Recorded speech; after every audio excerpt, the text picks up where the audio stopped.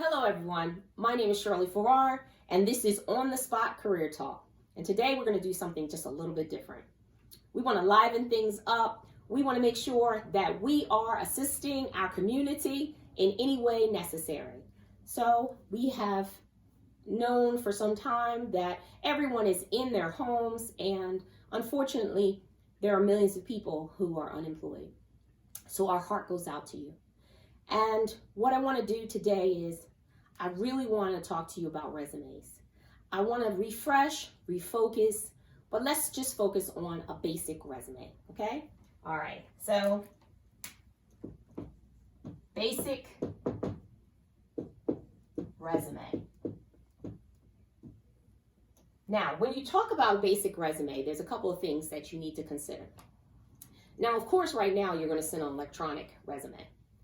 And that resume needs to be finalized in a PDF form, okay?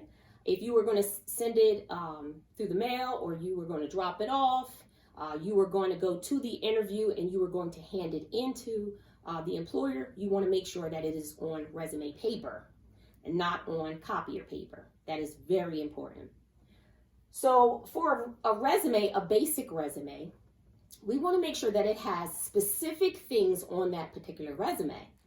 And the number one thing that is crucial is your profile information. Who are you? So, who are you? We want to have a first and a last name. Middle initial is not necessary. The next thing we want to do is we want to put an address. If you are uncomfortable with putting on there your address, then at least your city and state needs to be on there, as well as your email, professional email, and a telephone number. Now, consider this. Your email should be professional. Stay away from gimmick names, stay away from offensive names. Anything that does not say professional, do not have that as your basic resume or any professional resume. Your telephone number. When you have the employer, they're going to contact you on that telephone number. Make sure it's not one of those messages that says, hello, you miss me. You never want to do anything like that. You want to make sure that you put a very good conversation piece. You'll say, hi, this is Shirley Farrar. You are reaching me at an unfortunate time, but you can leave a message at the beep. I will contact you back as soon as possible. Thank you. And then there's the beep. Whatever your style is, keep it professional.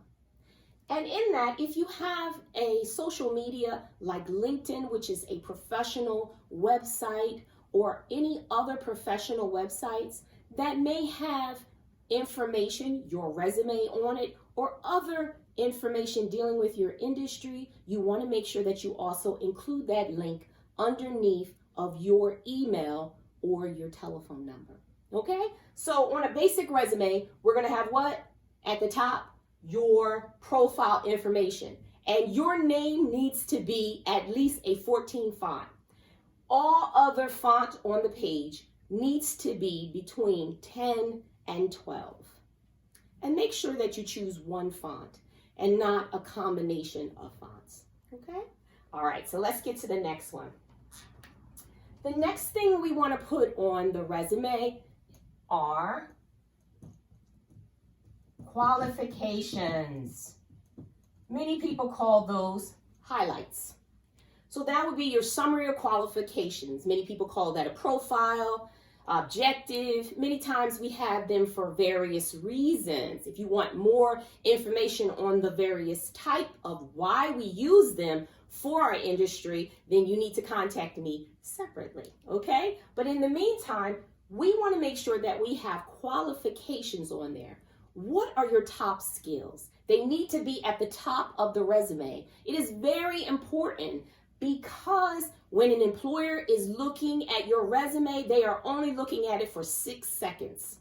If they are not impressed with the top center area of the resume, they will not continue to read down the resume. And sometimes they read for 6 seconds, they're impressed, and they put it on that pile.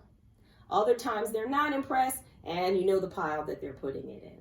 So we want to make sure that we are keeping the attention of the employer. Okay? So resume, top of the resume, profile information, valuable, qualifications, significant. Okay? The next thing we want to do, we want to make sure that we have education. Now, this also can vary because you may have a high school diploma. Some people have undergraduate bachelor's degree, and other people may have associates, and then so forth and so forth. And some may have technical skills. So this particular education section is very important. If you have a associate's or bachelor's degree, you're going to spell that out and put the month and the year of that bachelor's or associate's degree or master's additional education. Now, under that, you have to put the university, the college name, as well as their city and state. And if you have a GPA over 3.0, that's wonderful. If you don't, leave it off. We understand. In addition to that, you want to make sure that your education section looks very clear and to the point. Underneath of your education section, there could be a couple of things. So I'm going to write a few things here. You could have certifications, right? If you're in the health industry, there could be some certifications. If you're in the education industry, there are certifications that are required to teach the students in K through 12, right? So this section is crucial, and you're going to have the month and the year of expiration, or sometimes people will also include years that they have, that they took the actual test itself, because there is no expiration date. In addition to that, they would need to do professional development to further their certification, and that would be in a different section, and we can talk about that on the side. Okay, so you have certification section. Now, if you are still in school, let's say you're in college, you want to make sure that you have this section, relevant,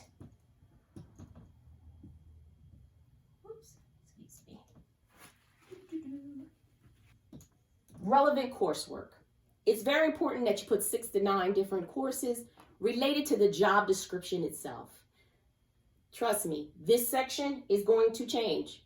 It's going to change based on the job title that you're applying for. So see how these two right here, I'll put a different color check on them.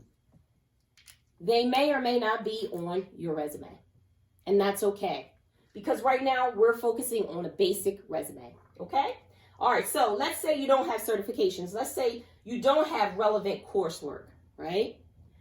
And you have the education, and let's say it's a high school diploma. So you want to make sure that information is on there as well. The name of your high school, you want to make sure the year, month and the year of your graduation, right? And the city and state of that high school as well. If you had college prep or something like that, you want to make sure you state that.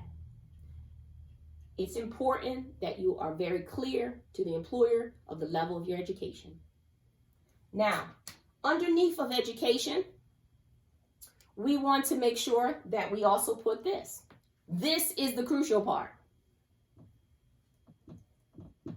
Work experience.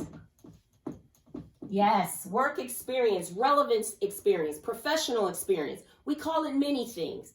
So we need to decide based on your industry what that will look like for you. But for a basic resume, we just want to keep it very simple. Work experience. We want to make sure that when we put the work experience on a resume, that we're very clear to that information. The first thing we're going to put is the job title.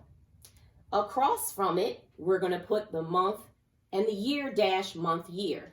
Underneath of that whole entire line, we are going to place the organization or the company name, comma, city, comma, state. Now, you want to make sure that the state is the same as in the profile information.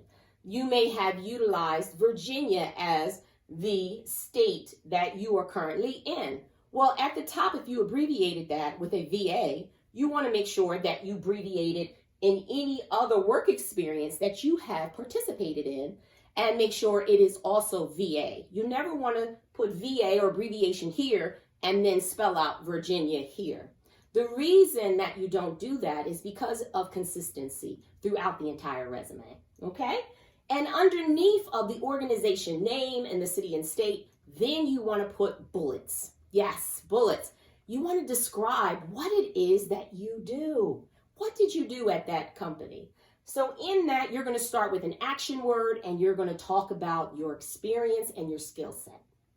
Now, once you have placed your profile, your qualifications, your education, and then perhaps you may have had the certifications or even relevant coursework if you're still in college, you definitely will have the work experience or relevant experience or professional experience. That's based on your preference.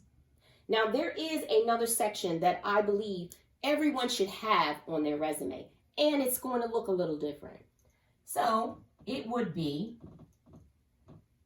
technical experience, right? Or we call it skills. Now, let's say if you were in college, you were a computer science major, or you are an engineer pursuing engineering, then yes, you're going to have a lot of technical experience on your resume, and that is going to be separated into software, systems, all of the like. However, if you do not have that experience, remember we're talking about a basic resume, we want to make sure that we have our qualifying skills. And those skills would be things like Microsoft Word, right? Excel. Maybe you are able and skilled to do the entire Microsoft suite. So we want to put that as well. Some people are very fluent with Adobe Acrobat, DC, and other different software programs. You want to also place them as well. It's very important, this section, that we include it, but it would go lower on the resume. Now, the final one that I think that is very important, every resume should have it.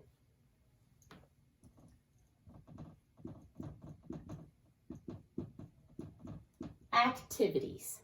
Yes, activities. Sometimes it's awards. Many people like to call it hobbies, but it's not hobbies. It's activities. And we must stay professional at all times. So what activities are you involved in based on who you are? What is your brand? So in that, I would talk about your clubs, your affiliations.